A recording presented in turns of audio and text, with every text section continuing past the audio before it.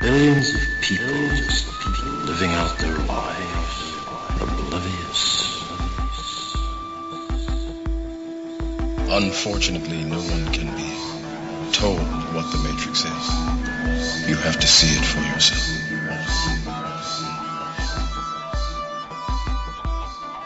There's something wrong. There's something wrong. You don't know what it is. You don't know what it's there. Like a splinter, driving you mad.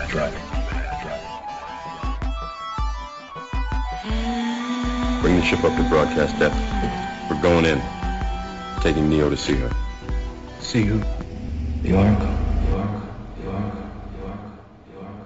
Welcome aboard, everybody. We're happy you could join us. I'm James Sangster, founder of Houston Ghost Research and author of Help, I'm Haunted, Dealing with Ghosts on Amazon Kindle. Joining us this evening is Samantha Harris. She's the author of Fighting Malevolent Spirits, A Demonologist's Darkest Encounters, available at your local bookstore or through Amazon.com. We'll have a link for that in the show notes. Samantha is a paranormal investigator and demonologist operating in the Michigan area. She runs a group known as Michigan Paranormal Research Association, MPRA, which is easily found on Facebook or through their website, www.michiganpra.com. Samantha has been featured on the Travel Channel, the Discovery Channel's A Haunting, and several radio shows and television programs to discuss her work as a paranormal investigator and demonologist. We're certainly happy we could sit down and have a conversation with her, so we'll jump right in. Just to sort of get the party started, how did you get into the paranormal? This is sort of an off the beaten path sort of thing. Right. Now, that's an interesting question, too. People are specifically like, well, how'd you even get into demonology? That's like a whole other step further compared to just paranormal stuff. But, you know, it's kind of an interesting mixture of different factors, I guess, that led me to kind of investigating and researching the paranormal. And the first thing was, you know, I kind of grew up having psychic experiences. You know, I kind of had death premonitions, like word-for-word death premonitions when I was younger. In no way do I really consider myself like a psychic medium. You know, I never took time to really harness those things, but I definitely have intuitive abilities. And so I kind of grew up with odd experiences and just kind of understood that there's maybe more to this world than, you know, what we understand. And then it was probably, I think I was 11 years old, and I went to a camp here in Michigan. It's Camp Algonquin, and it's off of Burt Lake. It's absolutely beautiful summer camp. And I had a weird feeling while taking this picture. It was my girlfriends at the camp just kind of goofing off, and one of my friends like kicked her legs out or whatever, so we took a picture.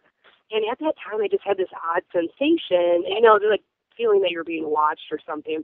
And so, you know, I brushed it aside and I took the picture, and it was like months later when I was going through the photo album that I realized I captured like an almost full apparition of a woman, and it's on a cork board. You know, there's no plexiglass, like no reflective film or anything, because we used to post newsletters on that. Wow. And so that was interesting. Yeah. So I took it to a professional that worked there for 30 years at this camera store. And he's like, you know, it's in the negative. It's not a double exposure, and really couldn't debunk it and started sharing his own personal experiences. And then basically from that, he just started researching it and reading all sorts of books and case studies and visiting, you know, cemeteries, and kind of got into the investigation part when I was in high school. And then in college, I started a couple paranormal groups, and then really wanted to just help people. So that's when I kind of moved into specializing on house blessings, you know. So that's kind of where it all came together. And basically every single family member on my mom's side of the family, every generation, somebody seems to have, you know, some sort of intuitive gift or whatever. So I kind of carry that down in the family line. So, yeah, so lots of different things kind of contributed to that. That's awesome. So you decided just to sort of take it upon yourself to start your own group. What was that like? That had to be scary the first couple of times around. Right, exactly. Because you want to be careful, like, you know, who you're working with. You know, you have people that are there with, you know, different ambitions. Like, you know, I want to stir up some stuff. And I'm like, no, let's be respectful. You know, let's try to help people. That's, like, you know, always my main goal in anything that I really do. I just want to help people. And, you know, it was my freshman year at Central Michigan University, and I was studying abnormal psychology there. One of the local editors for the newspaper, J.J. Jackson, he decided to interview me about paranormal hauntings in the area and tarot card readings and stuff like that. And it was amazing because there were so many different responses from that article. So I kind of was like, I should set up an email maybe. And then from that, I decided to set up a website and set up a group and, you know, interview people for it. And it kind of just evolved from that. And then in 2009, I started the Michigan Paranormal Research Association, and that's, the current group that I still run and stuff like that, too. And we're kind of all over the place, we kind of live in different states and things like that. So usually I work with myself and assistant and doing house blessings. Unless we have some sort of special investigation, we'll get the other group members out. So do you feel like running a group sort of puts you into harm's way, and how do you deal with that? Yeah, that's a great question, too. Well, with the nature of the cases that I seem to deal with, and that's kind of where the term demonology came from in my life, because people are like, well, you kind of focus on it. That's kind of what you do, isn't it? And I was like, yes, that is a good point. Dealing with severe and negative hauntings really does, in a way, put you in harm's way. And so I'm kind of OCD about being very strategic and thorough in terms of spiritual protection. I believe there's many different methods to do that. And I also have to believe that, I've been very protected in a lot of ways in a spiritual way. But yeah, there's been times where, I have these entities actually visit me in my home, which sounds crazy to people, but I really have. And I really believe it's an effort to try to scare me away from helping these people. Before a house blessing, I'll actually see an entity or I'll hear something in the house or it's screaming at me kind of thing, and all sorts of bizarre stuff. And, to me it sounds insane, but it's that's what I experienced, and kind of definitely firmed up my belief in this kind of line of work. And yeah, there's been a lot of a series of unfortunate events that happen before a case and afterwards, and it does kind of make you question, do I still want to work in this line, in this field? And but helping people really does make it worth it. And I try to kind of space it out so I don't overbook myself with too many intense cases. Otherwise, it really does get overloading, and it's not something I look forward to. But afterwards, the afterwards of a house blessing is very benevolent and kind and loving, and it's very spiritually rewarding. And so it's really nice to help a lot of people. Yeah, we've experienced that many times. A lot of times we'll have a ghost or a spirit show up before the client even contacts us. So that's sometimes a signal that we've got a case that's coming in that we need to pay attention to, sometimes 2 or 3 days ahead of time. Yep, exactly. Yeah, that's about the same timeline, or maybe a week or so for some of these cases. But yeah, it's very interesting. And then you kind of know something's coming up, and that's kind of how I also use my intuition too. And it sounds bizarre, but I would have horrific nightmares about battling some demonic entity, and then the next day I get an email or a phone call from someone, saying, hey, I have a really severe case and I need help. So kind of a little psychic tip off to me to be okay, buckle up, buckle up the seatbelt, here you have another crazy case. So definitely interesting, the correlation with that. So what would you say to people who would say ghosts can't hurt you? Right. It's a nice thought, I would say. It's interesting. I don't think, I think the majority of human spirits and stuff like that, often those cases aren't as severe, but, it's kind of you're walking down the street somewhere. You're going to meet nice people and you're going to meet some disgruntled and angry, negative people. It's the same thing on the other side, I believe, is that, you have different types of spirits and entities, and just depends on what side of the spectrum they're on. But they definitely can. I've seen cases where people are being scratched, bitten, punched, choked in their sleep, things like that, dishes being thrown at them, objects moving. And, yeah, it can definitely be very threatening in nature. So in speaking to other folks who are trying to run their own groups or conduct their own investigations, in comparison to what you're doing versus what they're doing, what would you say you're doing right versus what the other groups might be off base on? Right. And it's hard. I try not to be too opinionated because, you see that so often, politics and the paranormal community, and there's so many groups now and all sorts of stuff too. And so I try not to be my way is the right way or whatever. I do think that taking a step further, aside from just investigating and actually putting forth effort to remove the haunting, I think is really a great approach to take, because oftentimes a lot of these people have a suspicion that their house is haunted. That's why they call the investigators. And to tell them and confirm them, yeah, your house is haunted, they're okay, great, but now what do we do? And so it'd be a lot more helpful if we could have more groups out there that actually perform house blessings and actually research these things and dedicate the time and energy and effort needed to focus in on this so that they can help other people. I think that's a wonderful approach that other people can incorporate, because oftentimes it's really sad. I'll have a lot of cases where, clients have contacted their church or religious leaders or other groups, and they get turned down, or they think they're crazy, and so they don't offer their help and services. And so I think it's really doing the public a disservice these days, and we need more people kind of fighting the good fight out there. So, and it definitely seems like the activity is increasing, whether people are just more comfortable talking about it or not. But yeah, helping people with house blessings, being really thorough with who you pick to have in your paranormal group, and make sure that their motives are really to help people and, gather evidence and stuff. That's exciting too. But, just really have good intentions at heart, and I think that's important, and to be respectful with this line of work. I'm not a big fan of like instigating and kind of agitating spirits and things like that. So I try to avoid that. Yeah, I would say, based on my experience and what I've seen in the field, there's more and more groups that are coming online that are taking the spiritual side of it more seriously now. And sort of early on, maybe 10 years ago, everybody was just focusing on the scientific, gathering documentation and quote unquote evidence. Now, a lot of groups seem to be, they at least have a plan. They go into a situation with some sort of plan to help the family instead of just gathering data.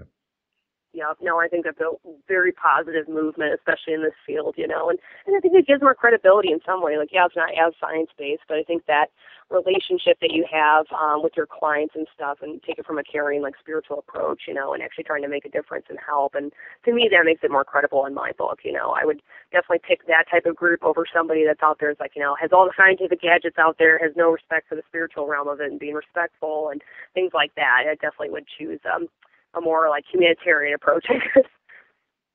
Yeah, I've noticed too that one of our first approaches is always to refer the client to their own spiritual leader, or church, or whoever, to talk to them and try to get some sort of resolution within their own faith. Most of the clients that we advise to do that, though, come back to us with some sort of story along the lines of, the church doesn't know what to do. They don't know how to deal with it, or they think I'm evil, or they think I'm doing something wrong because I'm in the middle of this situation. And I've always thought that was really, really ironic that, the organization that's supposed to be there, the church that's supposed to be your spiritual sort of salvation and guiding light, doesn't know what the hell to do in a situation like this half the time. Yep, no, you nailed it on the head exactly. Like, from my understanding, that's what they're supposed to help with.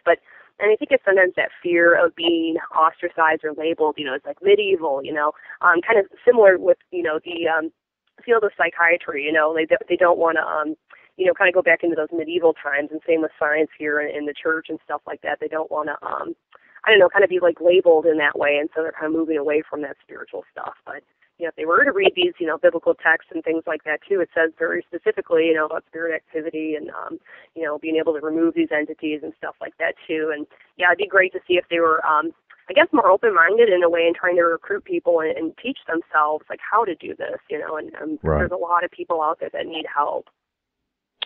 So out of the people who contact you, just sort of ballpark, what percentage would you say are people who are just scared, and they may have a spirit, but the spirit doesn't mean them any harm, versus someone who's got an actual malicious entity?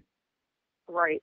And it's interesting too, it's kind of hard to say, because a lot of the cases I deal with, I kind of try to filter through some of them, and I ask people, if you've tried this, doing your own house blessing and it fails, please contact us, or, only contact us if you have severe hauntings, because it was just getting so busy. So I kind of have a bias in terms of how many people I receive, or, for the majority dealing with negative and severe cases. But I know, honestly, demonic cases and severe negative hauntings aren't that common. I just happen to get more of them than normal, Right. Which is always a delight to deal with. But oftentimes, yeah, there's people that just seem to have a haunting, and of course that's scary to go through. That's something terrifying for people. So sometimes they're like, I think I have something evil in my house, when really it's just, a benevolent spirit that just, typically is looking for a way to cross over, to get help, or to communicate something. And so once you kind of put their fears to rest and their mind at ease, it kind of helps them cope with that a lot better. And then, I like to teach them how to do a house blessing on their own as well. So, oh yeah, definitely. That's one of our main approaches, is to try to get the client to be able to stand on their own 2 feet and not rely on us 100%. Yep, exactly. Because in a way, or at least with these cases, it's their battle in a way, and I'm happy to step up to the plate with them and hold their hand through all of it, perform these, different rituals or whatever. And oftentimes they actually ad-lib and just wing it, which people are surprised by. They're like, what? That's bizarre, But I think it's all about intentions, actually. But it's very empowering for these clients to kind of reclaim their life, to reclaim their home, to be able to sleep in their own beds, because I have families that will sleep together all in the living room because they're so terrified, or have to do like showers with supervision, and it's very rewarding and exciting to be able to empower them and have them be a part of that house blessing and to teach them. And so I think that's really exciting in a way. And even, and this sounds crazy to some people, but, we'll have cases with families that have little children. And, I really do believe children are very strong, and it empowers them when you help guide them through a blessing. It's not like something out of The Exorcist. It's not that intense usually with a house blessing. It's actually very peaceful and therapeutic. And so it's really nice to, have the kids help out. I'm like, do you want to sprinkle the salt or whatever, the holy water? I'm like, yeah, sure, So it's kind of cute to see how they get involved, and it makes them feel better that, yes, you do have the power to get rid of this stuff. And, these entities feed off, fear and negativity. So if I can remove that, I'm removing that food source for them and empowering the family, and it really helps them. And I guess the battle, against good and evil type thing. And so that's definitely a good approach to take, I think. So for you, where's the line between just a really upset or really pissed off spirit or ghost versus a demon? How do you divine one versus the other? And do you have a different approach for one versus the other? Right. Typically with say a demonic type entity or house blessing for that, I'm a lot more thorough with it. I do extra steps and things like that, whereas human spirits, sometimes you can just verbally guide them to cross over into the light or whatever, or convince them to leave. Hey, you have pets and animals and loved ones waiting for you on the other side. You don't need to be here anymore. Go into the light type thing. I still like to perform a house blessing with white sage and all the other items that I use, and kind of clear out the energy of the house for everyone, both the living and the dead. In terms of telling the difference, discerning between the two, so there was that psychic element, that we kind of talked about earlier with having a premonition or a nightmare before a case comes up. That kind of helps me discern a little bit. And it's interesting because when I didn't have a nightmare and stuff like that beforehand, it turned out that the case wasn't, demonic in nature. So it's kind of confirming for me. But I'll ask and do an interview with the clients for a good hour or two or more, and kind of do a mini psych evaluation too, to make sure that we're not dealing with, mental illness here. But basically, issues or incidents of, biting, claw marks, burns, mysterious things like that, hearing voices that mimic a loved one that's still alive in the house, kind of sacrilegious actions, smelling like burning or rotting, a lot of those really putrid smells kind of tip us off a lot, whether or not it's demonic. Trying to think of other stuff too. Sometimes there'll be repercussions. I had a client who, would pray, and whenever she prayed or went to church, she would come down with an insane fever and become violently ill for no reason. The doctors couldn't figure it out. So things like that, where you just start to notice there's this really negative, malicious attitude and characteristic to the front of the phone. What prompted you from the book aspect? What prompted you to sit down and collect your experiences in a book? Right. It's bizarre, and honestly, I think it was a godsend that book was actually published. It was the first book I ever wrote. It was the first submission I ever sent in, and they accepted me without an agent and published it. And to me, from everyone else's experiences and that line of or that field with publishing, it's that's kind of unheard of, I guess. But I really think in a way, it's meant to help other people, and I really wanted to, I guess, just write a book that would help people. And I actually set it up in terms of it being a self-help book. But the publishers are like, well, that's not really what it is. There's a small segment of it, but we're going to reorganize it. So that's kind of a collection of scary stories with some informational segments. And in the appendix, they wanted to stick the instructional thing of how to help people. And I guess what really motivated me was how many people, like what we were talking about earlier, with the issue of, churches declining helping people or thinking they're crazy, or people not knowing where to turn. And I had never found a book yet that really described and demonstrated to people how to help themselves. And I really wanted just to empower people because, literally, I get people writing in every day, hey, I have this going on. I'm not really sure what to do. I've tried this, and I just wanted to share, I guess, my experience with how to perform a house blessing. I kind of made up my own custom method or whatever, and I'm not saying it's like, oh, the only and the best way to do it. There's so many ways to probably perform house blessings, but it was something that worked for me, and it was something that I was teaching people online how to do with great results. So I thought that was kind of exciting to do that. And it was kind of funny. I asked God, a great spirit, Allah, whatever people want to believe in. I asked this divine power that we have here, if I should write this book, actually. And I had this very vivid vision, basically, about this book. And it was kind of like a spiritual confirmation to me, or like a sign or a positive omen that, I really should write this. And it kind of reaffirmed that for me once, it got published. They were really interested in it. And so to me, it was kind of like, okay, I really should do this, because I wasn't sure. And you spend all this time writing a book, you're like, is this even worth it, Does it Right. seem to make the cut? So it turned out really well, and I'm really happy. I've gotten a lot of positive feedback. And, I've had guys in the military that won't even finish reading it. It scares a lot of people, but at the end of each chapter, yeah, it's really funny. As grown guys being like, that was absolutely terrifying. But they complimented me. They're like, that was scarier than like Stephen King and like Bentley Little or whatever. And so to me, that was a huge compliment. But I want the book to also be enlightening. I kind of ended on a positive note, and most of the cases and chapters actually end with, happily ever after endings. And so I think that should inspire people too. Like, there is light at the end of the tunnel. You can get help. There's a solution to this. So yeah. Yeah, that's awesome. I wrote an ebook. Basically, I tried to get it published briefly, but the one publisher I wanted to pick it up wasn't interested in it. They had just picked up something very similar. And gosh. Yeah, but I wrote it really for our clients, because we get people from all over the U.S. trying to hook up with us to get assistance and help in their situation. So I wrote it specifically for them. It's the same advice I give any client who's sitting across the table from us as if I were right there. So it's sort of it's helping them without actually being there. So I feel where you're coming from. Yeah, no, and I think that's wonderful, and it's like that, helping other people. That's a big motivation factor for me, and I think that's wonderful that you did that, and it does help people, and if you can provide, whether it's relief, or being able to calm them down, or be able to help them take the steps to kind of reclaiming their home from a severe haunting, I think it's a wonderful thing to offer. So you mentioned in your book something that really struck me as interesting, because I've had the same thought several times. You mentioned that you feel addictions or illnesses play a role in being targeted by an entity. Can you elaborate on that, and why do you think that's the case, maybe? Yeah, and I've actually heard this from other people as well, too, kind of confirming that line of thought.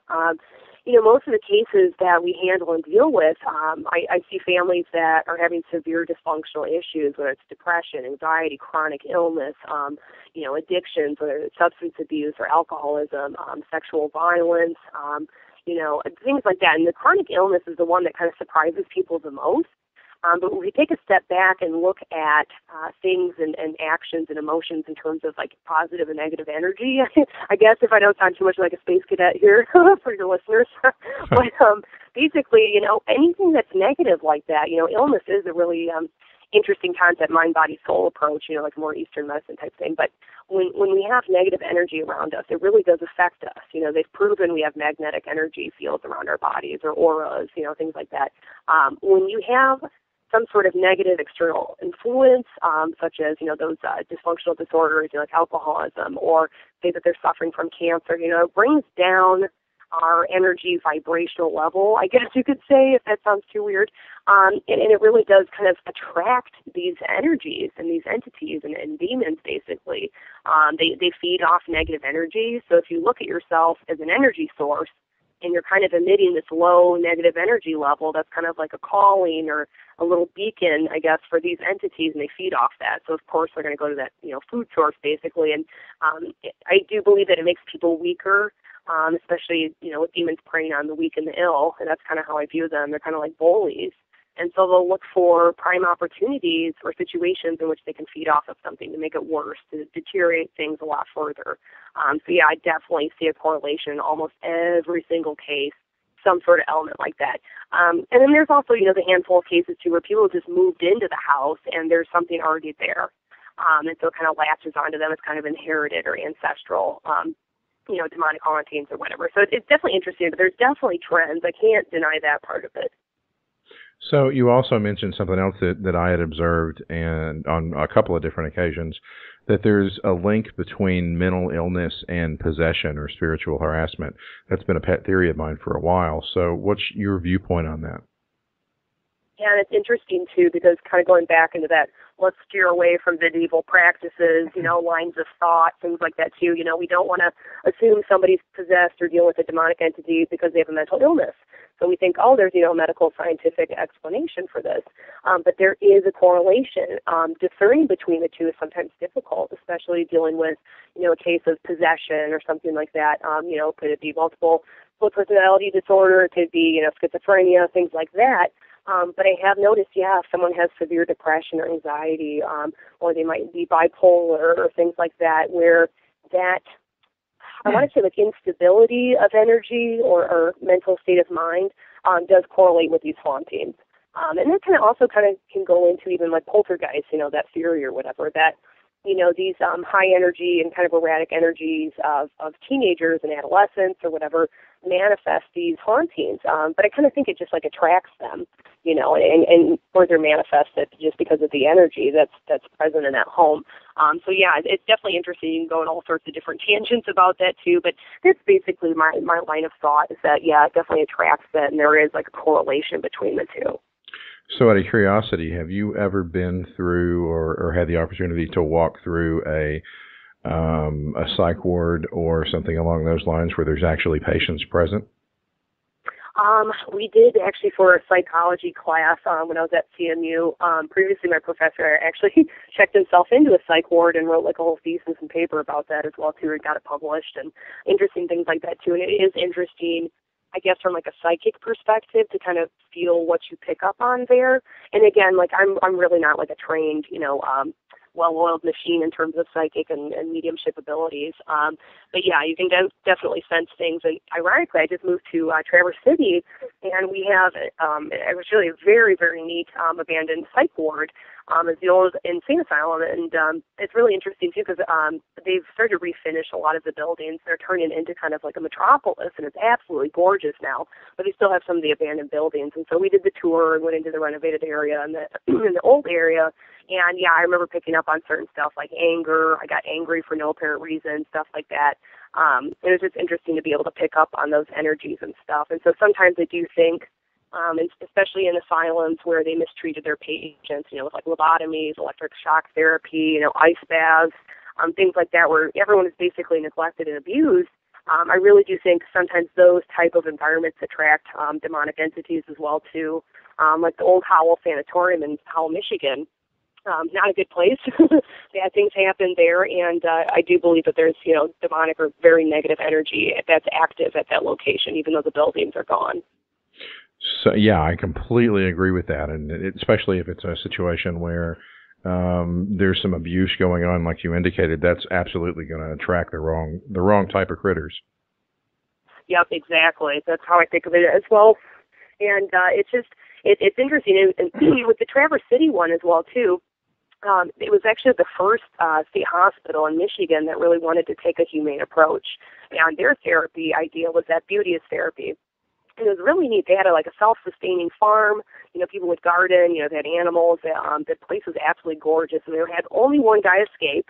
And he actually came back. And a lot of people didn't want to leave because it was such a beautiful place. But you still have disturbed individuals, and you can kind of pick up on that, like residual haunting energy in that building sometimes. But for the most part, it's actually very peaceful, which was surprising to me. Yeah, that sounds like a place I'd want to vacation. Yeah, exactly. Well, they're looking for ideas for the extra buildings, and I think they should do a hotel or something. I think that'd be neat. So you mentioned in the book when you get the impression that you're dealing with a demonic haunting, you don't do much in the way of actually conducting an investigation. You prefer to sort of meet the demon head on. What do you mean by that, and how do you change your approach when you definitely get the impression that you're dealing with something really negative? Right. And I don't know, it's kind of a goofy line of thought that I came up with in terms of like interacting and giving energy and thought. And, just my focus to these entities, and that's something I don't want to do. I don't want to feed these entities. I don't want to feed these demons with, my energy, my focus, my interest. But you have to make sure that this is actually a demonic case. How do we know this is really, a demonic haunting? And so I go in through those characteristics and make sure and kind of discern between the two. But yeah, it's definitely interesting and difficult dealing with that and how to approach it, basically. I'm trying to think as well, too. Can you elaborate, I guess, more on the question and how so I can respond better, I guess? Yeah. It sounds like really pretty similar to how we deal with that situation. We don't want to play games with it. We don't want to give it an opportunity to try to further any more deception or present it any weak spot in the armor. So we just go in and hit it hard when we're dealing with a situation like that. So I feel where you're coming from. Right. So, and people probably are like, well, don't you want evidence? And I think it's kind of interesting, too, is with demonic cases, sometimes when you get evidence, if you do, it's very solid. It's fascinating to me. But oftentimes I find that even when I do kind of a psychic walkthrough of a home, sometimes it's hard to pick up on them because they don't want to be discovered. They don't want you to help the family. And so sometimes I can actually feel the energy moving throughout the rooms, trying to avoid me, stuff like that. Or it's very confrontational. What do you think you're going to do here? Try to get rid of me kind of thing. And you're like, oh, boy, okay, this will be fun. So, yeah, it's I really just don't even want to pay attention to them, especially when they come into my house, I've had that happen a couple times, just basically command them out in the name of God, and I don't back down, though. I can't, I got to help these families. But, it's very interesting trying to have the right balance between getting evidence and being scientific about it, but also not, what's the word I even want to use, but just, I guess now I can fall in this demon, but basically, giving them the attention that they're looking for. And sometimes they'll try to distract you, too, prior to a house blessing or during investigation. We'll have neighbors come over, the phones start ringing, the fire alarms start going off, crazy things like that, too. TV's behaving strange. So I try to get everyone centered, turn off your phones, ignore anybody that comes to the door, let's get business done, Yeah, it's interesting that you mentioned that sometimes they try to hide from you. We have a team of mediums that we use to go in and do remote readings or sometimes on-site readings, and our mediums are really spot on. They're world-class folks. So we had this case that had all the earmarks of being demonic just from the paperwork they gave back and the symptoms of the haunting that were going on. But when we did a remote reading, we picked up on really minor spiritual issues. We couldn't really quite figure out what was going on. So about halfway through the investigation, we get one of the clients on the phone with a psychic, and we have her describe what's going on, or one of the episodes that happened earlier in the day, and the client had been attacked. And it wasn't until she actually started describing it that the medium was able to lock on. It's almost like they had some sort of camouflage going on. Right. And I think, it's definitely their motivation is to hide, because if they get found out, then, someone's going to want to help and kick them out, and so I definitely try to avoid that. Yeah, that was the first time that I'd ever seen one of our mediums have trouble locking onto one of them. But that turned out to really, probably in all honesty, that was probably the worst haunting / demonic entity we'd encountered up to this point. So I guess that was our first exposure to sort of the big guns.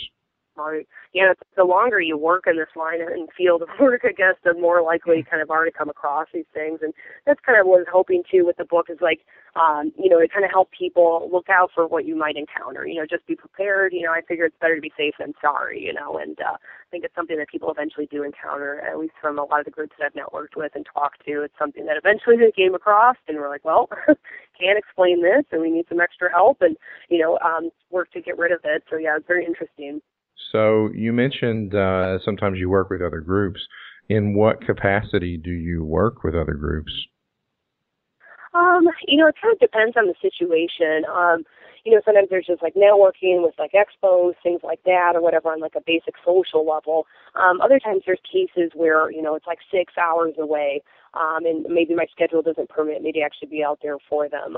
So I like to have a kind of backup group, I guess, for different areas and regions that I can kind of call on and forward cases over to them. I've also had other groups with me in terms of investigations and stuff. There might be an individual, just one person from the group that joins us or whatever. If I don't have any of my partners or group members with me to kind of help me as a backup. So I kind of like to incorporate them. And it's also interesting to just like compare notes and things like that. So I like to network and hear from other groups and their experiences and kind of see these trends. Like what we've been talking about tonight was very interesting too. And just kind of comparing notes, like, yeah, I've had this similar trend that I've noticed, things like that. And maybe in somehow out of that way, we can also like help each other and educate one another and kind of figure out better approaches to dealing with things, different signs to look for or stuff like that. And yeah, it's just interesting hearing everyone's approach and working with them, I guess, in that way. I've learned different house blessing methods that they've used as well, too, and that are very helpful, I guess, and positive for them that they use. And so it's kind of neat just to see different people's methods and working together to kind of help a family. And then there's other times, too, where, say, a previous group has been working on a case and they hand it over. And it's been interesting, too, because then you kind of dive into the politics, the paranormal community, too. And, I had a case where, I think you probably read this in the book as well, too, where, the client contacted me and she's like, we've been stood up numerous times by this group, and it's been months since we've heard from them. And so I wanted to follow up with them on, like, what they experienced, what their take was on everything, what they thought this case really was, is it demonic or not? And, upon requesting that, they're like, well, you should back off because, this is still our case, and we're very territorial about that. So sometimes you kind of butt heads on that. I'm like, well, if you stood them up, and it's been months, these people need help, so I need to step in. And so, yeah, it was kind of interesting dealing with that. Yeah, other groups get really territorial, and I don't really understand that because from our perspective, it's really all about helping the client. We really don't even care about gathering evidence. If something falls in our lap, that's awesome. But it's really client-centric, so I never really understood that whole territorial thing. But I've seen lots of groups react that way, too, so I feel your pain. Yep, exactly. And, it's interesting, too, because I feel the exact same way about gathering evidence. Like, oh, if you do, that's great. If not, no big deal. And oftentimes I'm not even really, like, investigating these cases. I'll just be running a digital voice recorder during the interview, and if we happen to capture something, then that's interesting. And so, yeah, because again, I don't want to, put too much investigating into it. But to me, with the paranormal, originally when I started doing investigations, it was going to try to, like, prove to myself or confirm what I thought that there was. There's more in this world, but there are spirits, And now that I firmly believe that, and I've had my personal experiences, I'm like, I don't need to capture more EVPs, So I know what's out there, and but I like sharing evidence with people, and it's very interesting to see other people's reactions as well, and it helps the scientific community part of it as well too. So I think it's important, but yeah, it's like what you said. Main goal is to really help the clients. Yeah, that's funny. I actually got into this line of work to disprove it. One of my friends was going out right when the sort of ghost hunting craze first kicked off 10 or 12 years ago. He was telling me about all this crazy stuff he was getting and teaching me about EVPs. And I was like, oh, you're full of crap, man. I got to go out there and see what's going on. You're obviously, not doing it right. So, yeah, I was surprised. Yeah, that's an interesting way to jump into it too. Exactly, like, oh, I'll prove it. I'll show you some stuff, and that's neat, and it's interesting what you find. Yeah, it made me a believer really quick. The first time you get growled at by thin air or punched or something like that, you're like, okay. Yep, it's real.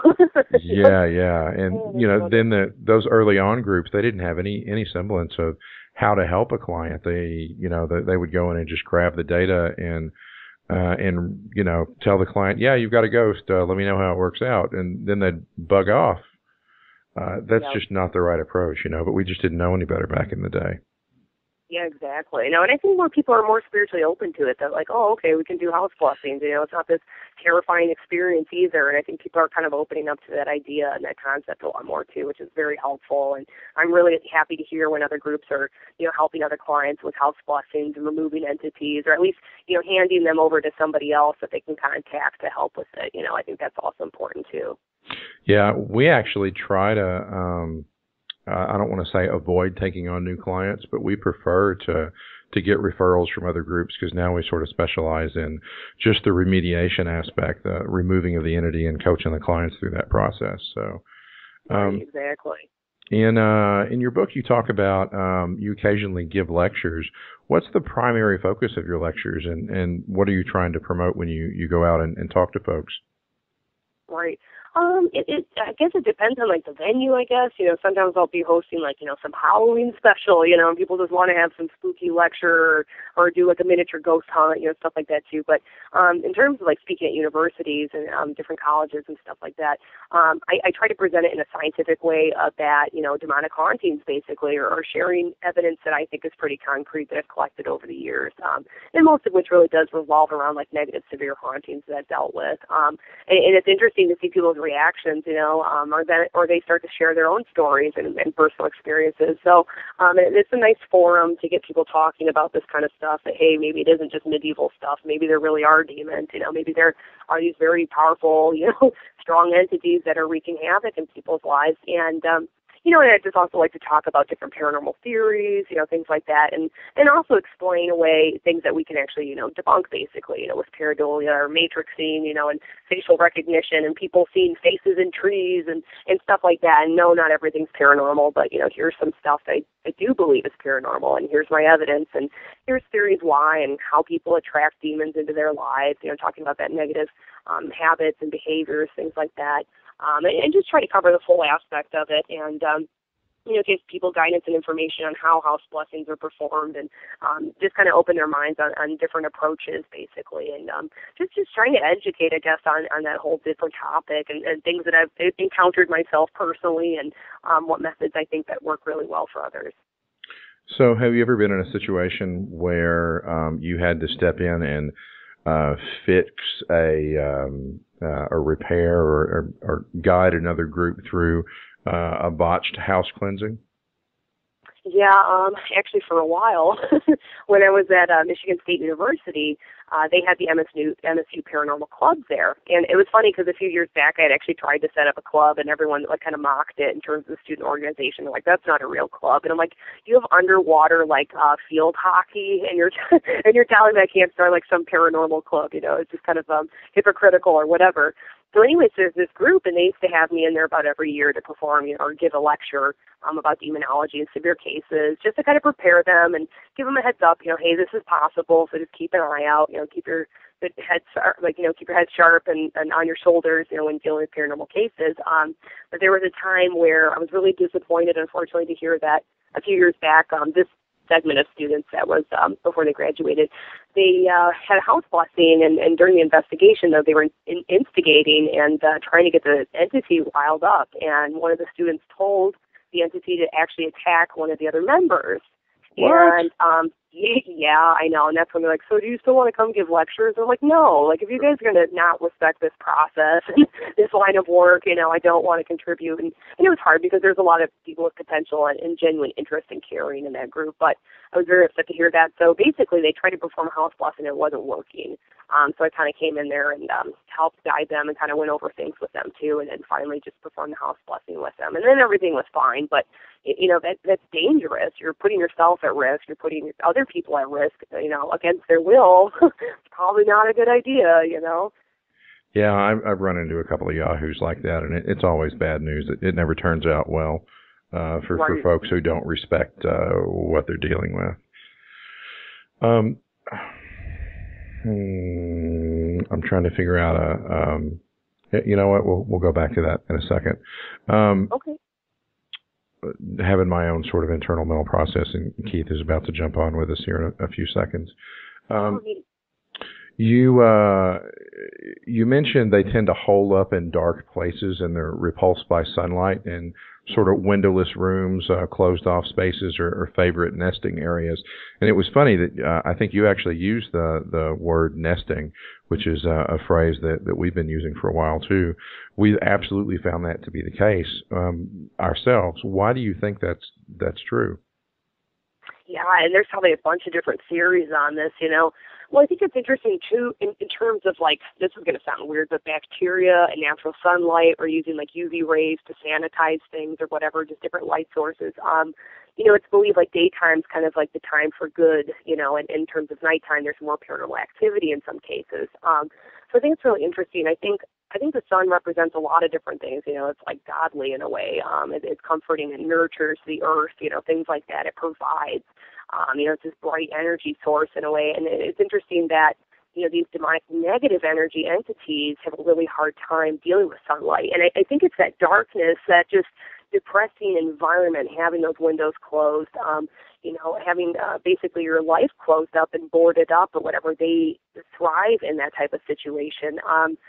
There could be like a scientific explanation behind it, of what sunlight causes. But basically, things without sunlight, starve or it's just not as nutrient, dense or something like that. But it's really interesting to see how, like darkness and depressing environments and stuff and closed off rooms and things that aren't really ventilated well or kept clean, really do seem to invite and provide a hospitable environment for these entities. I'm curious to hear if you have like a theory about it too, because I haven't really been able to explain it, but I know like hoarders, really messy, dirty homes, things like that. Or there's a lot of alcoholics I've met too actually keep the windows shut, same with hoarders and stuff, and they really block out the world.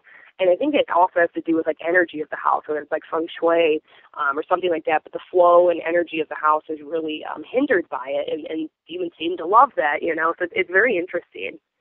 Yeah, I would definitely say it's got something to do with the energy of the house, and we'll often tell clients, open your windows, get some house plants, make this, do whatever you can to improve the energy and bring life into your house, and don't let the energy become stagnant, because that seems to help perpetuate any negative entity who's trying to nest in your space.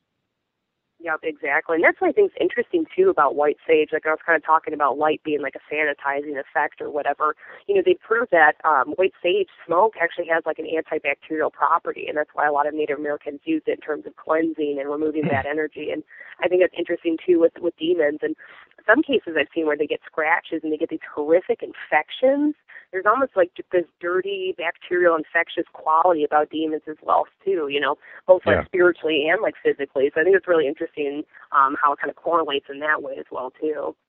We actually don't use white sage because I personally find the smell nauseating, but we found desert, it's a little strong for me. But we did find desert sage seems to have the same sort of effect, and it's not nearly as off-putting as far as the general aroma. Yeah, what about like cooking sage too? Because I've actually had people being like, I bought sage. I don't know if it's the right kind. I'm like, was it the cooking kind? They're like, yeah. I'm like, well, I haven't tried that, but it's a different kind. Yeah, we for demonic stuff, we'll actually revert to, instead of just using a sage, we've got a resin incense blend that we use that's really, really powerful. It's 1 part copal, 1 part myrrh, and 1 part frankincense. It's like dropping a nuclear bomb on the area. Just even a regular ghost, like we've actually gone in with an entity, or not with an entity, with a medium in tow, where there's multiple entities that I'm trying to think of one in particular, so I should probably just tell the story. We had a house where the mother had died and the daughter had moved in and taken over the house, but they had something negative move in as well. So we had a medium there with us as we were trying to get a grip on the situation. And the daughter was very adamant that mom not be kicked out. She wanted mom to be able to hang out. And we broke out our incense blend to crank that up, and mom starts yelling at the medium, "Don't you dare light that stuff in here! Don't basically telling us, please don't do it. I'm going to have to leave too." So that was really interesting to us. So yeah, even regular normal spirits that you want to be able to hang around can't be in the presence of this stuff. Right, yeah, it's interesting. Different religions and cultures also use smoke of any type, with the frankincense and myrrh, like you said as well, too, to drive spirits and energy out. So I think it's really interesting. I guess, they've proven now, a colleague of mine, Dan Smith, did a study about this as well, too, and actually created machines to mimic this. But that, when you use holy water, especially incense and white sage, it actually alters the ions in the environment. So it makes it really inhospitable for these spirits and stuff. But, you know, yeah, it's really tricky sometimes when you have cases like that where they want their loved one to remain in the house and stuff. But, you know, what I always try to tell them, and I really try to put the spirit at ease, is that you can always come back and visit when I believe what they do is cross over. Once you do that and you're not earthbound anymore, you really can go anywhere, visit anyone, you know, and come back and do that, but you're not kind of stuck earthbound in the house. And so, you know, I always still try to encourage spirits to cross over and that they can always come back and visit their loved ones. But I'm sure they're skeptical, you know, they're like, I don't want to leave, you know, I don't know what's on the other side. So it's interesting. Yeah, that's actually exactly how we handled that case. We explained to the mom that she was going to have to leave, and you know, she should, if she wanted to leave instead of us forcing her out, she should go ahead and take off now. But there was nothing stopping the daughter from re-inviting the mom back in after we got rid of Mr. Nasty. Yep, exactly. There was another point that you made in the book that is really interesting. I've never seen another group do this, and we do it too. You mentioned that you referred to a spirit as Uncle Ted and mentioned that you were giving him a demeaning name. We often do that. So what's your perspective on that? I think, and it kind of goes back into me not wanting to investigate a demonic haunting so thoroughly, is that I think when we give it some powerful name and we give it this fear of it, you know, it gives it power in a way. And so to me, kind of making it something like compartmentalizing it into something tolerable, maybe something humorous, and not saying they don't respect it whatsoever, because yes, they can be very threatening, they can be violent, they can hurt people, things like that. But, you know, it in a way, like, you know, of course they have like a weird dark sense of humor, you know, dealing with these kinds of things all the time, it kind of wears you down. But to me, it was kind of just keeping it as something that you can cope with, something that's manageable, not some horrific monster that's just out of control and that we should be terrified of. But, you know, like, oh, Uncle Ted, you know, just kind of making a joke about it, kind of made it easier to cope with, to deal with, to manage, and kept it from getting out of control and feeding fear and energy and, you know, like respect into it. It's kind of like, you know, I acknowledge that you're here, but you have to leave, and, you know, I'm not going to give you any honorable mention here, you know, or be fearful of it, you know. And that's just kind of the reason why I kind of take that approach, is to keep it kind of elementary in terms of my, I guess, respect and attention that I give it, you know what I mean? I want to keep it simple and just be on that objective just to get rid of it, you know, but I also kind of make jokes out of it too. So it's interesting. Yeah, that's a great approach. That's exactly why we do it too. We want to help the client shed their fear of it. So we'll give it some silly name, you know, like Sparky or Mr. Slim or something like that, you know, something you would give a pet who's being naughty, you know what I mean? Right. Yep, exactly. You know, it's interesting too as well, in terms of humor used with getting rid of spirits and demons and stuff. You know, I was reading this book. It was about the Hmong people, and also in Bhutan, the Bhutanese. Sometimes they actually use methods where they make fun of the entity and spirit and mock it, or make like these really humorous, kind of whimsical, ridiculous masks to mock it, basically. And their theory is that, you know, these demons have such egos, you know, such large pride, basically, that they can't stand to be made fun of. And I really actually have seen ego, that whole concept, in demonic cases where, like, hey, look what I can do, you know, kind of trying to be impressive or scare us type thing. And so it's interesting that they use humor as their approach to kind of break it down and to kind of make this demonic entity a lot easier to deal with, and kind of like a power play in a way. Like, you're not going to scare me, we're going to actually make fun of you and basically mock you out of this home or this person's life. Oh, yeah, that's a great approach. I'd never heard about that. To be able to strip the entity sort of their own perceived authority. In a lot of cases, it seems like the entity's almost using some sort of psychology to try to maintain control of the situation. And if you remove their tools, their ability to do that, then they don't have nearly as much of a foundation to stand on. Exactly, and that's why I really try to get people to not be afraid of stuff. You know, I can be a very serious person when you know, crap hits the fan, basically, but when I'm actually meeting with these families and stuff, we're actually cracking jokes. I try to lighten up the energy of the home, you know, because these people are so drained. You know, they're at their end of their wits, basically, end of the rope, and they just don't know where to turn. So if I can make it something tolerable and manageable and you know, make some light out of it, that seems to really help put them at ease and kind of empowers them as well, too. And so I think it's important to kind of, you know, let's laugh at the situation here, take it seriously, but we can make light of it, and, like, let's just work to get rid of this, you know. And yeah, I try to teach people also to kind of treat it like the witness protection program. You know, and don't focus on it. I don't know if you're going to ask a question about that in a minute or not, but I figure, you know, it's important to get these people not to focus on stuff, because I've had people like try to record, you know, EVPs after the haunting's over with and after the house blessing, and they're inviting something back in, you know. I'm like, don't do that. Don't even think about it, you know. Yeah, man. I've had several clients who the kicking the entity out initially was it went great, and then, you know, 6 weeks later they call us and they're like, you know, something threw the cat across the room again, and I'm so we go back in and do a follow-up investigation to figure out what's going on, and they're trying to make contact again, or, you know, they're playing with a Ouija board or something like that, and I'm going, man, it's almost like you're asking for trouble, you know. Why are you doing this? Just put it down and leave it alone.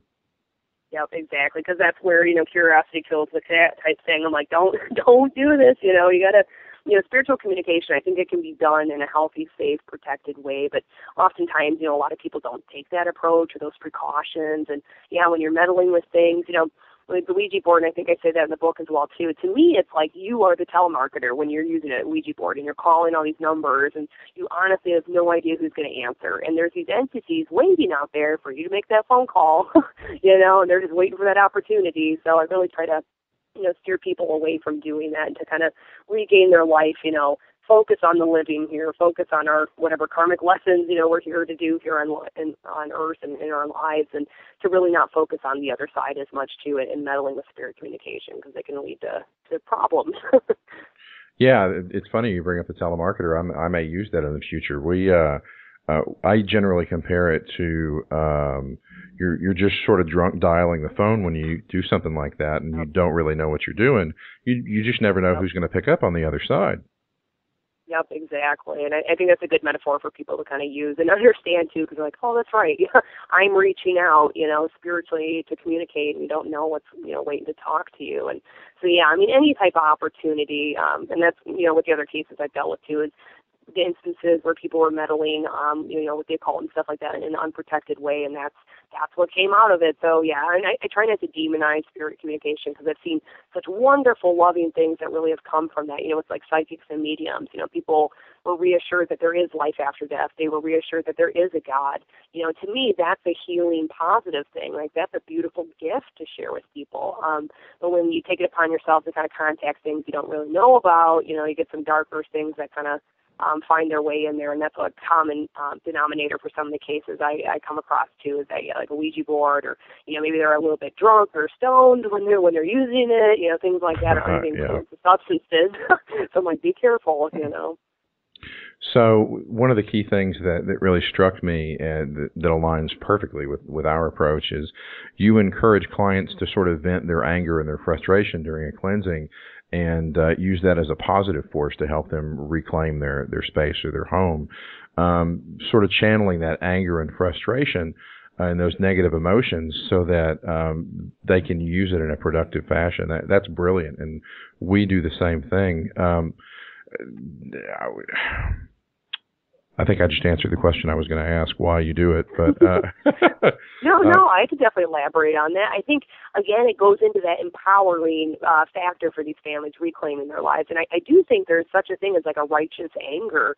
I kind of try to channel that in my own way, you know, with that like mama bear energy, because I actually do get really upset for these families. Like, I actually get pretty ticked off when I find out, you know, some poor 12-year-old daughter of this woman is like being sexually assaulted by an entity. To me, that's infuriating.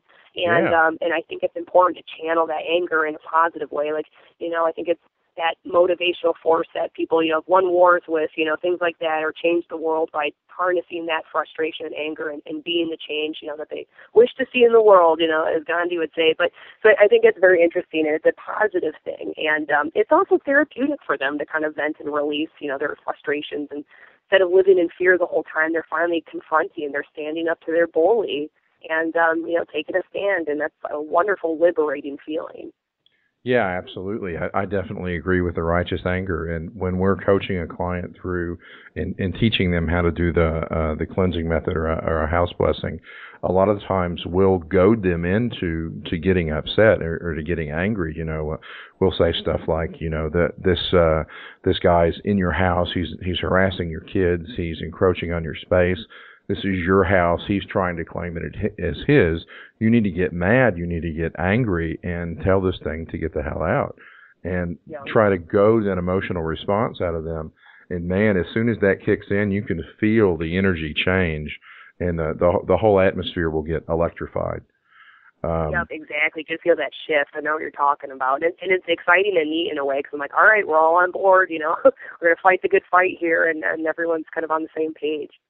Yeah, we don't let them. We always start off in a sort of the central room or wherever the hot spot is, and we don't let them go to another room to progress in the cleansing until we feel that atmospheric change.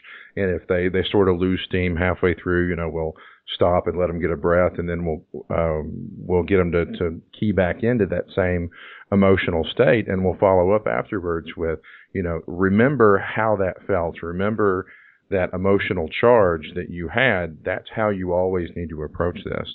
Because if you don't do that, you're just a silly guy waving a smoking stick around in your house if you don't have that emotional engagement.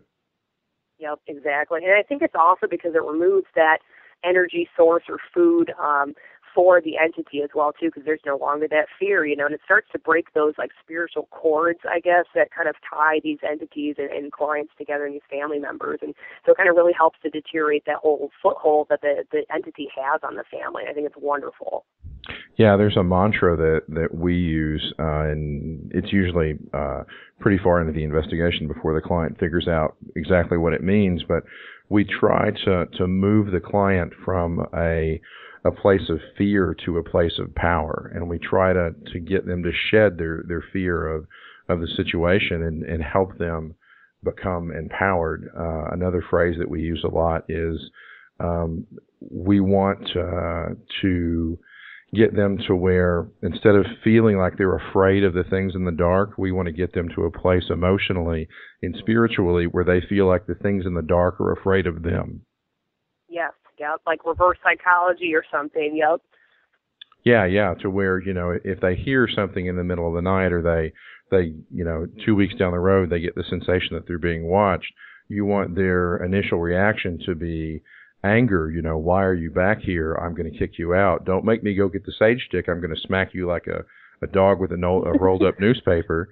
You got to get them to that place emotionally to where they feel like they can take control again. Right, and I try to point out the thing of, like, the annoyance. Like, you should be annoyed. Like, you want to come home after a long day of work, you know, you're already exhausted. You know, your home should be your safe haven and sanctuary. And how frustrating that you have to come back here and be exhausted, and it's affecting your life, it's bullying your children. You know, like, get annoyed, you know, and definitely try to motivate them that way. So I think that's great that you guys do that as well. And I wonder if a lot of other groups use that as well, too, the same technique. That's interesting. I've encountered a couple of other groups, but it seems to be relatively rare by comparison. There's only a couple of folks I've encountered that really seem to get a grip on the psychology of the situation. You know what I mean? Right, exactly. And yeah, that's why I also think it's really important too, and I don't know if your group does this as well too, but sitting down, I guess I do it before the house blessing. You know, there's the first initial call where I go over everything, kind of do a little evaluation, figure out what we're dealing with, and hear the whole history and stuff like that. But before the house blessing, when I actually meet them for the first time, I sit down and kind of get the whole psychology of the family, the dynamics, figuring out where they are mentally and stuff like that, and try to kind of assess the situation. And that's, usually when I try to lighten up things as well, too, and just kind of grasp the whole psychology of it and really motivate them, teach them different techniques, get the family actually talking. Because a lot of the times I've noticed these family members are like, well, this one thing happened to me, and their relative is like, oh, my God, I had that happen too. And it's like there's this broken line of communication. And I think rebuilding that family network, that bond, that team, is also really helpful and an important factor in performing house blessings as well, too. It makes them stronger. Yeah, especially in cases where you're dealing with a demonic haunting or a negative entity. It seems like the method or the approach for a lot of these entities is to sort of divide and conquer, and they don't want the family to feel secure. They don't want the family to talk. They don't want them to share their own experiences and be able to bind together as a family unit. So they seem to be to do things and to manifest events and behaviors that encourages that division. We've seen that a lot. Yep. I think it's fascinating. So, yeah, definitely interesting to compare different approaches and things like that too. And there's a lot of similarities, it sounds like, so that's neat. Yeah. So you mentioned in the book that for you, spirit oppression sort of presents as a thickness or heaviness in the air. It often feels like it's difficult to breathe, or it's difficult to move your body. We've seen that many times. Why do you think that is? What's the method behind that? What's going on? You know, I'd really like to spend some time too, at least talking with Dan Smith, my colleague. He has an interesting approach with in terms of the ions in the environment and things like that. When he was, I'm going to back up a little bit, when he was studying how house blessings actually alter the ions in the environment, if I remember right, it makes a plethora or replacement of putting more negative ions into the environment. And from my understanding, negative ions are actually good. That's similar to, showers or when you're next to a waterfall, things like that. Whereas positive ions are like radio waves, cell phone towers, things like that too. And I wonder if there's a saturation of positive ions, the bad ones, in these hauntings, and that's when you actually feel that environmental change. To me, it's kind of similar, not the same sensation, but the similar line of thought is that, before it rains, sometimes people get extremely tired. There's kind of that heaviness, or, before a storm, there's that electricity in the air. Right. I think it just has to do with different energy of the home, and that you pick up on that. And also, feng shui type stuff is that, that flow of energy is blocked in that home, and I think we can, in an intuitive way, sense that. I think we're very sensitive measuring devices in a way, and oftentimes we, kind of block out our intuition, but that we feel these different energy levels and things like that. And, it's interesting seeing skeptical people or disbelievers, non-believers, going into a home when they don't really know it's haunted, but they're kind of like, oh, that was kind of a weird, creepy house, or I just didn't like being in there. And when you actually ask them and they think about it, and they're like, oh yeah, I actually didn't like that home. They weren't really aware of their feelings on it, but I think that they're also sensing that heaviness in the environment, that depressive energy, that lower level vibration or something. And I think that's how we kind of experience that heaviness. It could be an energy exchange too. Maybe there's a depletion or something in the environment because that energy is using all that excess energy to actually manifest itself. And so maybe we're sensing kind of like a suction or something, if that makes sense, kind of like a black hole. I don't know. So not really sure. Yeah, black hole makes a whole lot of sense. Yeah, you can definitely feel it, especially if you walk into a hoarder's house. There's definitely a vibrational drop in the energy, and it's unmistakable for anybody who's got any degree of sensitivity at all. So you mentioned in the book several times, and this is something else that we sort of line up on, that you only require the client to have a belief in a higher power. How would you handle a traumatic haunting with an atheist as the client? What would be your approach in that situation? It's interesting because I kind of had a similar case like that I mentioned in the book too. I think it was the Flint, Michigan case where, now I didn't know if he counted as an atheist or not, but basically he, had a very strong belief and firm foundation spiritually and religiously. And then after some, unfortunate bad events that happened in his life, kind of turned his back on God.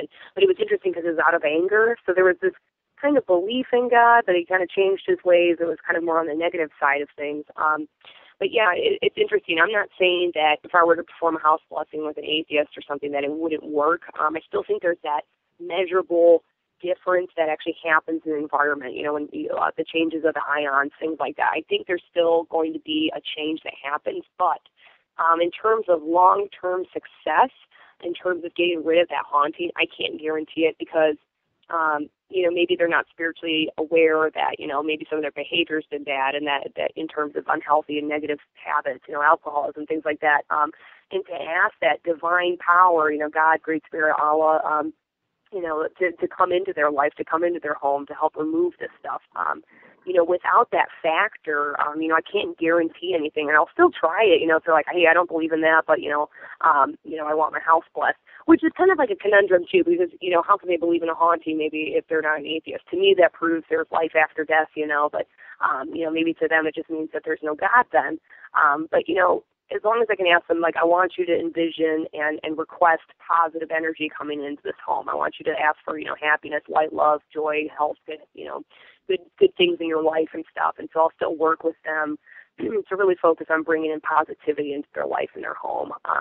And, if they're not going to believe in stuff, that's completely fine, because I never want to, infringe upon their own personal rights and beliefs and religion and stuff like that, too. And I like to customize things for people because I want them to be comfortable. And I think that God, to me, really is beyond any, man-made concepts. I think he meets us, he or she, meets us on our level and our beliefs, and can work with those structures, basically, that we've kind of put up together. So I try to customize things. And to some people, I think they really think that's kind of like blasphemy. They're like, how can you mix different cultural and religious rituals together, or different prayers? Like, how dare you? And I'm like, I think it's beyond that, Right. Yeah. Our concept of God and what's really going on in the spiritual plane, I think is probably way off base. The mechanics of what's really going on and how that stuff really operates on the other side is probably way different than what we think. But as you mentioned earlier, I think it's all about your intent and your belief.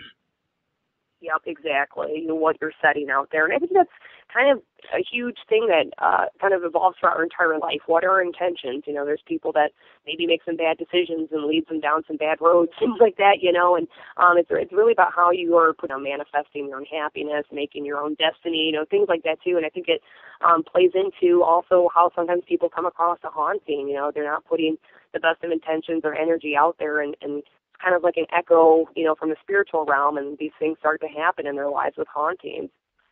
One of the best approaches we found in working with a couple of atheist clients that we've had over the years is they don't seem to be able to get into sort of channeling the higher power, but they can usually get behind the concept of reclaiming their own personal space and saying, this is my space, and this spirit or this entity or this ghost or whatever you want to call it doesn't belong here. So, if you sort of simplify it to this is my space and you don't belong here, most of the time they seem to be able to get with the program from that perspective. Oh, wonderful. And hopefully it has long-term, stuff, because they're taking that proactive approach. And I think that the longevity of keeping that haunting away and over and done with, would be pretty great, I guess, if they're taking that approach and, actually using that different message, this is my space, get out type thing. And I think, probably you've had, good outcomes with that, I would assume. Yeah, we've had really positive outcomes, and we usually coach clients to, we make sure from the get-go that they understand that it's usually not a one-shot deal. They've got to do maintenance, and when we push the entity out, if the critter wants to push itself back in, it can try. So you've got to be able to make your environment as inhospitable to it being there as possible. So you need to follow up and do additional cleansings on a regular schedule. Right, exactly. Yeah, because I think some people are like, hey, come fix it. And sometimes you have people, though, in a different way that just don't want to change. Maybe they don't want to, recover from being an alcoholic, things like that. And that's always really difficult to do. It's kind of the same thing of, if there's the atheist that doesn't believe in stuff, there's these, people that don't want to make the changes needed. And it's really up to them. I'm like, I can guide you through it and do the best that I can, but I can't guarantee anything. And it's got to be on your part to really take the opportunity to make positive changes. And sometimes that's very hard. And you come across families where they're falling apart, and it kind of wins them over. They get sucked into these different addictions and illnesses and stuff like that too. And so it makes it, I get a little nervous, I guess, in terms of whether it's going to work or not. Yeah, we like to tell people, look, we're not a plumber, we're not a doctor. You don't come to us. We're not going to fix your problem. What we are going to do is we're going to teach you how to deal with your problem and teach you how to take control back. So you have to do the work and you have to do the homework. We're going to give you the tools to be able to solve your problem, but don't look at us as the solution. You've got to look at yourself as the solution. We're just going to teach you, how to do it. Right, and that's a wonderful frame of mind too for them to be in. That, and again, the empowering thing. I think it all kind of ties into that. We could tie almost everything into that. Your intentions and empowering clients. So do you guys ever utilize mediums to try to have like a two-way communication or a dialogue? Yeah, I mean, if there's, I've never really done it per se for like demonic cases. I've had some individuals with us that also were intuitive, but also were into spiritual warfare or whatever. I think it's interesting for like basic human spirit hauntings, I guess you could say. I think that's fascinating because sometimes it's like, these people think they have something horrific in their house. They assume it's a demon when really it's just a human spirit. And when Right. you open up that line of communication, it kind of puts their fears to rest too. Like, oh, it's an old lady. She's unhappy about this. She wants us to know X, Y, and Z, and that this is the reason why she's doing it. And it puts a human element into the whole factor there, and it makes it, I guess, more. I guess. I don't even know how I'm going to say it, but it just makes it more personable and less scary, put a face to the name type thing, and that there's a story behind it, and sometimes they can empathize for the spirit and actually feel sorry for them and want to help them, and really takes away that whole fear for them, and it enables it to be a lot more positive of an experience. So, yeah, I think using psychics or mediums in that type of situation is like a really beneficial thing, and it kind of puts everyone else at ease. Yeah, we had a case years ago that was out in Baytown here in sort of in one of the towns outlying in the Houston area, where the client presented with some really sort of frightening scenarios. They were having sleep paralysis, and in some situations, both clients, the mom and the dad, were being held down in bed, and like the whole bed was just violently shaking, and they were obviously, just freaked out of their mind, scared, and I would be too in that situation. Yeah. But we brought a medium out there to try to figure out what was going on, and there were several entities in the situation. They had actually, the house they bought was an old nursing home. Oh, wow. So yeah, there were a lot of people hanging out there that weren't invited, but as it turns out, the ghost that was doing the holding down and the shaking was just trying to get attention, and it was the spirit of a little boy who had just gotten lost. And once we explained that, and we sort of had an impromptu counseling and communication session between the client and the spirit, they were okay with it. They actually wanted the boy to be able to hang out, and they sort of adopted him as another one of their kids. Oh, neat. Yeah, yep. And I bet that comforted him in many different ways too for the clients. It's like a little boy spirit that's not so scary, and that he actually just wants to communicate or needs help, and I think that helps people cope a lot better with it. Yeah, we just laid down some ground rules, like no more sleep paralysis, no more shaking the bed, and everything really sort of went back to normal. They had an incident a couple of, I think it was a month or two later, where they had another incident with the bed shaking. So the guy got up and he was all upset at the boy and telling him, you need to knock it off. We're trying to sleep. That's not cool. And then he did a walk through the house, and he found out that somebody had been trying to break into his garage, and they think that's... Oh, wow. Yeah, they think that's probably why the kid was doing that, to try to get their attention, to get them up. See, I think that's beautiful in a way, and inspiring, that this child spirit going out of his way to be like, hey, there's something going on outside, and get their attention, and it makes sense after the fact. You're like, oh, this is why it happened, And I've actually heard other amazing stories like that. It reminds me of a book that I read. It's called God Stories. It's not like some Bible thumping type religious thing. It was actually a collection of stories that people submitted about how they had divine encounters or spirits actually helped them. And I actually have a story like that as well, too. A friend of mine, it was like her cousin's friend or something like that, extended person. Yeah. And her husband had passed away, and she was actually driving down this road that she'd never been down before. And it was late at night, very dark out, it was probably sometime around the new moon type thing, and so you can't really see well outside. And she heard her husband's voice come across the radio and said, stop. And she's like, okay, well, that's weird. It sounded like my husband, no big deal, I'm on the radio, whatever.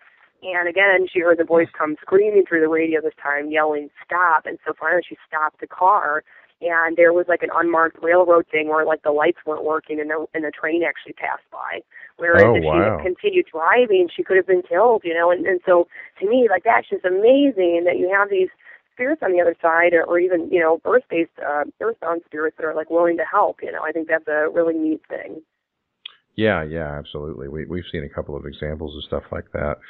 So you talked about this a little bit in your book. Have you had any examples of cases where folks report to have hauntings, or they think they've got a haunting, but there's obviously some other situation going on, maybe some mental illness or something along those lines?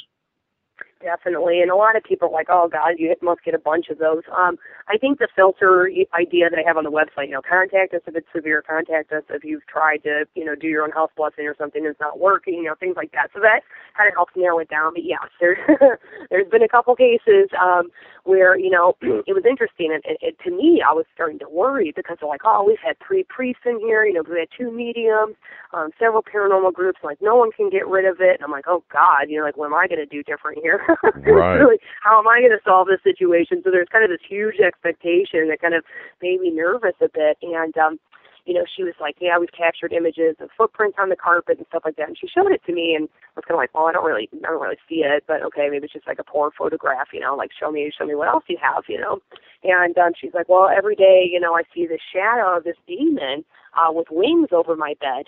And I was like, the same time every day. And that's where I started to think here. It was interesting where I'm like, okay, this has to be something with the sunlight and changing the day. I'm like, maybe keep a journal, see if it changes by a minute or something every day. And obviously we can explain this as like the sun casting a shadow that looks like that, But it was interesting because the client, the wife, she actually called other groups that were going to do a house blessing and then left voicemails that, she didn't want a house blessing anymore. And it was interesting because she didn't remember this whatsoever. And so originally we actually thought that this might be a demonic thing. We've actually had demons, mimic voices of others, and we've actually had voicemails or weird text messages or interference with emails and technology. So we're like, maybe this is a really, really severe case, and she didn't make those phone calls. Who knows? Like anything can happen type thing. But anyways, we get there, and she's like, oh, my God, there's the demon downstairs, and she's giving us the tour. She said, don't you see it? And I'm like, I'm not feeling anything. And I'm like, well, maybe I'm a little bit rusty, maybe she's really seeing something. And so she starts to point out the face, and I'm noticing there's a light bulb, hanging up downstairs in the basement on the ceiling. And, say it was like a light bulb and like a lampshade or something. And the shadow it cast kind of made it look like a nose. And so this lady was literally perceiving these shadows as something significant, kind of a whole pareidolia thing, and was convinced it was a demon, and then said that there was like numbers scrawled on her kitchen floor that this thing was writing. And, from not knowing all the details, and she was just briefly going over this stuff, like, oh, I'm seeing this happen, I'm seeing this demon show up, I'm seeing numbers scribbled on the floor, and, it sounded pretty serious, and apparently some other group member, or a different group actually went there to perform a house blessing, and this guy kind of drew a salt circle and was doing some exorcising of the spirit and actually passed out. So I'm like, okay, maybe this really is real. But when I get there, it's the dirt that was stuck in the cracks, in this tile that made it look like numbers. I scrubbed it clean, and I'm like, okay, it just needs to be clean. and different stuff like that, and her poor husband was a Vietnam veteran, and he was like, I'm not experiencing anything. I think she's nuts, And she had been on some medications as well, too, but was very adamant. So I kind of decided to kind of take a risk in a way, and I didn't see it really as a risk, but to perform a house blessing for her, maybe a placebo effect. I don't think it's harmful to perform a house blessing. I think it helps alternative healing, people with cancer, stuff like that. So it's like, well, there's no harm in this, so I'm going to do that, maybe put her mind to ease and put it to rest. And so that helped. And, like a month later, though, I hear from her again, like, the demons are still here, and I told her to contact her physician and maybe go see a counselor. I was like, I can't, in good heart and good mind, actually forward your case on to anyone else right now because I'm not seeing anything. I think you're perceiving, inanimate objects as being significant and different things like that. And it was hard trying to explain that, like, hey, I think you have a mental disorder, You got to put it lightly, but you want them to get the help that they need. So it's kind of a delicate situation. Yeah, that's we've had a couple of cases like that. It's always unfortunate, and it puts you as an investigator in sort of an awkward situation because you don't want to tell them, we think it's all in your head, we're not getting anything. Yep, exactly. Yeah, 'cause you don't want to offend them. And there's so many people that just so badly want to believe that their house is haunted. And, they've actually had people become like irate when they're like, no, it is haunted. I'm like, maybe it is. Personally, I haven't received any evidence. I'm not sensing anything here, I don't think you have anything to worry about. But they're just, very adamant that they have a haunting and they want to stick with that. Yeah. So what's the service area for your group, and how do people get a hold of you for assistance? I get people like contact me from like around the world now, like even in Africa and stuff, and like, hey, what do I do about this? So there's definitely an online presence that we have. I try to respond to every single email that I get, and sometimes it's overwhelming, because you've got, your different Facebook pages, and you have the emails for the group and the website stuff, and it's kind of hard to keep track of. So I definitely try to manage things online if I can't help people that are local. But usually within like hours and hours range within Michigan. I usually work just within the state of Michigan. And now that I just moved up to Traverse City in northern Michigan, it's kind of tricky because, you can drive like 4, 5, 6 hours, and still be in Michigan downstate. So it's a little bit tricky. And if I can find another group in the area that I think has a good reputation, good work ethic, then I'll usually try to forward the case over to them so that they can help them sooner and within a more local distance. Because, it sucks too. And when I use the term clients, I don't mean like I'm profiting off these people because, basically for a long time you're like paying to help people. I'm driving hours and hours away to go help these people with my supplies that I have to buy, your gas mileage and stuff. So I actually just ask people to make a donation, usually it's like $20, or whatever to cover my gas and to help with that. So that's why I try to, for really long distance cases, if I'm unable to help or it's way too far for me currently, I'll try to get other people to help and step in for me. So do you have any sort of long-term plans for the group, or are you guys just going to continue on as business as usual? It's interesting, too, in terms of the dynamics of the group, because, we have, like, honorary members still, but that we don't actually work with. We just have them on there as, like, an honorable mention on the website. And, my main two partners, whatever, Mike Best, actually moved down to Indiana. And so it's kind of difficult trying to maintain everyone. And people's lives carry on. People start to move out of state or they get different jobs. Or, some of my members came down with, terrible illnesses, like breast cancer or things like that. And so it's kind of hard to maintain that. So usually I'll just be myself and maybe one or two others. And in terms of long-term goals, I definitely want to continue helping people. There is that time sometimes in your life where you've dealt with so many negative cases and maybe it's starting to affect your personal life where you're having, bad things happen to you and stuff like that. And there's a correlation where, you kind of question, like, do I want to keep doing this? So I've actually kind of been taking a little bit of vacation, going through like a big family crisis, moving to a different city, switching jobs, getting my life kind of set up again. It's been a little tricky. So I've kind of been postponing working in the field for a little bit until I get my feet on the ground because it's been a little bit chaotic lately. So hopefully soon I can get coordinated again and a little bit more organized and start to help people up here. And it's a new area for me, so it'll be interesting to see what kind of cases I get up here as well. So do you guys have any plans for any other any books or publications or TV projects?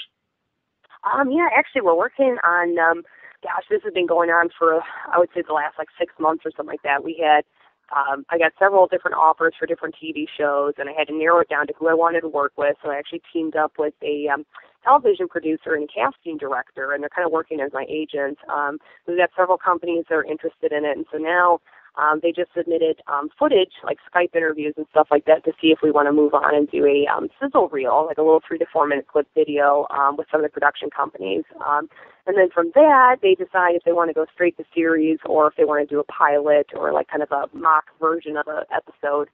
So we're actually doing that, and that's really cool. I can't talk too much about it probably because they'll come after me, but that basically it incorporates a really neat aspect that I kind of call like my dream show idea that I really would like to kind of introduce to the paranormal community and television and stuff like that. And I think it's something that people are kind of craving, but it's a very spiritual aspect. It's very global, cultural, involves teaching people different things about metaphysics in general, on top of, dealing with severe cases and all this other stuff too. So, which in itself could be its own show. Literally, there's so many different topics and interesting paranormal things and incidences and occurrences to really focus on for a television show. But it's kind of like how would I even describe it? Not like ADD, but it's more like a very a paranormal variety show, basically, with some family development characters, stuff like that as well, and a bunch of different other aspects. So we will see. I'm basically in a transitional like limbo right now, waiting to hear back from them and see if we want to move on to filming or not. And in terms of books and stuff, I actually was starting to work on a second book. And my previous book was Fighting Malevolent Spirits. I wanted to in that book I focused on, the severe, the negative, kind of the dark, here's what I've experienced. Yes, I think it's real. And so in this future book that I'm working on writing, I want to focus on like the positive, the divine, the loving, the healing, kind of like that God Stories book I mentioned. Right. Things like that, because I think that's uplifting and healing and reassuring to people, and I think that's kind of what we need these days. And turn on the news and there's depressing stuff everywhere, it makes people fearful, and I want to put something out there that I think that'll help inspire people as well too. Yeah, that's a great approach. That sounds like a great project for a show. I'd love to see that. Yeah, no, I love it too, and that's why I love that TV show. I forget what it was. It was like I Survived, like Dead and Beyond or Dead and Back or something like that, because it focused on these beautiful near-death experiences where people come back with such loving, divine messages, like, hey, we need to love and respect one another, and I have work to do here still, and I just think those messages are so neat, and it's a really positive thing to focus on, and I think it kind of motivates and uplifts people. So I think that's something we really should focus on more with television, and that's why I really kind of liked Long Island Medium, and I know a lot of people question whether she's real or not, but a previous producer I worked with actually knows her producer. He used to be her neighbor, and that's actually how she got the television show, and he swears she's very legit. But why I love Long Island Medium is that regardless if it's real or not, it's changing people's lives. They're believing in God. They believe finally that their loved one's at rest and still, watching over them. And to me, that's like a really cool, healing, positive thing that we could use a lot more of. Yeah, she's definitely the real deal. I'm not really a full-blown medium, but I can get a lot of readings per se off of folks, and wow. I get very similar readings that she gets, even watching the show. So she's the real deal. So real quick, if you don't mind, I think that's interesting. So can you pick up on someone while you're watching the episode before she reads them? Because sometimes I'll get, I'll hear a word or something in my head, and I'm like, oh, and then she'll actually mention it, like suicide or something like that. And I think that's interesting. Do you, basically give readings while you're watching the show? Yeah, I don't actually watch her show too terribly much, but there's a couple that I really like that are, I can't remember the name of the show off the top of my head. The medium's name is Amy, and Dead Files. Yep. Dead Files. Yeah. So as she's going through and doing a reading, I'll get bang on really, really similar readings to what she gets in the situation. Oh wow. So yeah. Because it's recorded too, you know what I mean? I think that's interesting, and maybe it kind of goes into remote viewing and stuff like that too, that somehow you're able to pick up on that information, that psychic information, just watching something that's been recorded and airing. I think that's fascinating. Yeah, it's something about whatever they're recording gets imprinted, and you can read the same sort of situation. That's interesting. You bring up remote viewing. The medium that we work with, Lori West, in our group, specializes in remote viewing, so she can just with photos from a client, clear across the country. They'll send us a batch of photos, and we'll send them over to her blind. She has no information about the client situation or what they're dealing with or what's going on, and she goes through the photos in a photo album and makes her notes, and then forwards that back over to our case manager, and we line that up to what the clients are experiencing, and it's bang on. Oh, wow. Dude, that's neat. Yeah, how do you explain that stuff? I think it's interesting. Astral projection or remote viewing and stuff like that, to me, is fascinating. One amazing book that I read, too, that some people are like, I don't know if it's real or not, but it was Psychic Warrior, and basically this guy worked as an astral projector for, Central Intelligence Agency and things like that, and Project Stargate, and amazing because he even talked about how you can even go so far into depth so you can go to different, levels of existence, different times, different years. They even did tests with different planets, crazy stuff. And to me, this is the new frontier in terms of paranormal stuff and science in general. Is that what our minds are actually capable of, that mind-body connection. I think it's fascinating. So yeah. Yeah, she can throw her awareness or consciousness or whatever you want to call it anywhere. She just needs something to be able to lock onto to be able to say, okay, that's where I want to go. As long as she's got the coordinates, she can throw herself there. It's really interesting. Yeah, it's funny you said coordinates because that's exactly what they do in the book or whatever. And the coordinates didn't necessarily mean anything, but it was an identification number somehow for a specific location. And that movie, Argo with, Ben Affleck. That's actually based off of a case in which they did use an astral projector to find those hostages, even though they didn't include that in the movie. But that's an interesting case. So could be used for good things, but of course, then there's corrupt systems that want to use it as a weapon, and that's when they realized and kind of backed out of the project. It's like you can't really control it in that way, Yeah. Lori's really cautious about trying to use it for anything negative. She's got a really strong sense of ethics, and she wants to make sure she's doing the right thing for the right reasons, Right. Oh, that's wonderful. Well, how neat. That's fascinating. So, to sort of wrap up, how do folks get a hold of your book? Actually, if people want to save $1 or $2, they can go to actually Amazon.com. If you just look up the title, Fighting Malevolent Spirits, and the subtitle is A Demonologist's Darkest Encounters. You can also find it on the website through Llewellyn, the publisher, and it's LLEWELLYN.com. And there's other different book vendors and stuff like that online, but I think the best deal you can get is probably Amazon. And especially if you do like an ebook or Kindle, I think it's only like a few bucks.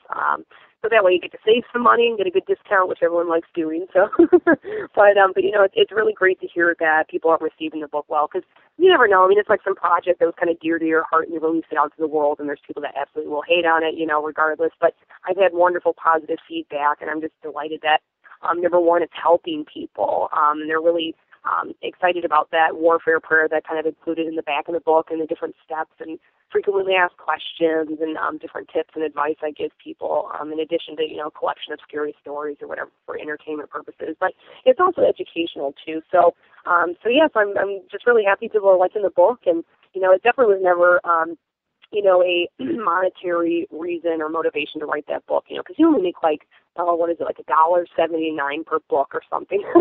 Yeah. So unless you're selling millions, it's not like you're raking in the bucks or anything, but it's just out there to help people, and if it serves that purpose, then I'm absolutely delighted. Yeah, nobody gets rich writing books unless you're doing it on Stephen King's level. Right. Yep. Yeah.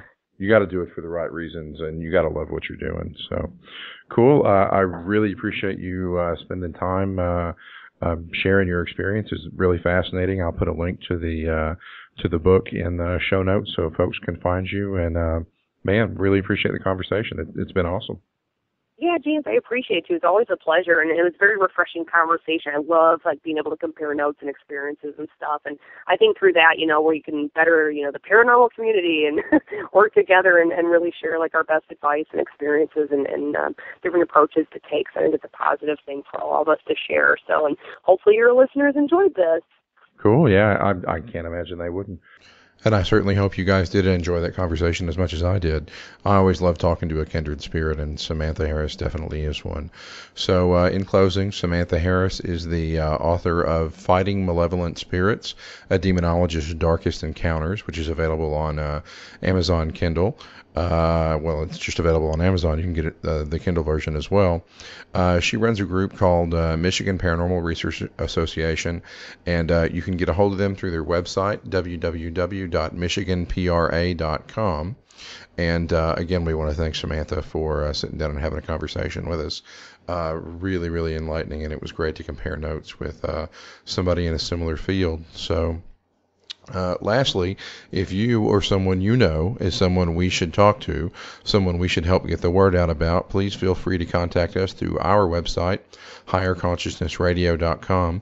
Thanks again for joining us, and don't forget to check out the show notes. We'll have a link to Michigan Paranormal Research Association and Samantha's book. Thanks. Have a great evening.